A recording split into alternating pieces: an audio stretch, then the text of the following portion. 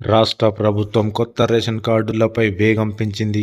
అందులో భాగంగా కొత్త రేషన్ కార్డులు ఎలా ఉండాలి, డిజైన్లు, రేషన్ కార్డులపై ఫ్యామిలీ ఫోటోలు ఉండాలా వద్దా అనే వాటిపై సీఎం రేవంత్ రెడ్డితో అధికారులు చర్చిస్తున్నారు.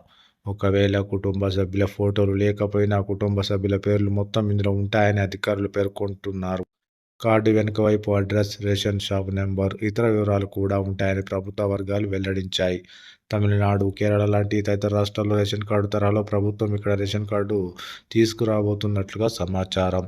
ఈ నేపథ్యంలోనే పాత కార్డుల్లా కాకుండా స్మార్ట్ కార్డు రూపంలో ఏటీఎం కార్డు సైజులో అందజేయాలని ప్రభుత్వం నిర్ణయం తీసుకున్నట్లుగా తెలిసింది.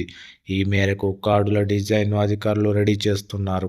ఒకవైపు సీఎం ఫోటో, మరోవైపు పౌర సరఫరాల శాఖ మంత్రి ఫోటో, మధ్యలో ప్రభుత్వ లోగో ఉంటుందని అధికారిక వర్గాల సమాచారం. ఇప్పటికే పలు రేషన్ కార్డు డిజైన్లను అధికారులు సీఎంకు చూపించారు. అయితే ముందుగా 1,00,000 కొత్త రేషన్ కార్డులు ఇచ్చేందుకు అధికారులు ఏర్పాట్లు చేస్తున్నారు.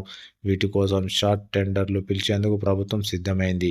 ప్రజాపాలన, గ్రామ సభలు, మీ సేవ, కులగణనలో దరఖాస్తులు చేసుకున్న అర్హులకు కొత్త రేషన్ కార్డులు ఇచ్చేందుకు సిద్ధమవుతోంది. ఎన్నికల కోడ్ లేని జిల్లాల్లో రేషన్ కార్డుల పంపిణీకి ఏర్పాట్లు చేస్తోంది. ముందుగా కోడ్ లేని జిల్లాల్లో కొత్త రేషన్ కార్డులు ఇవ్వాలని సీఎం ఆదేశించిన నేపథ్యంలోనే అధికారులు ఆ దిశగా ఏర్పాట్లు చేస్తున్నారు.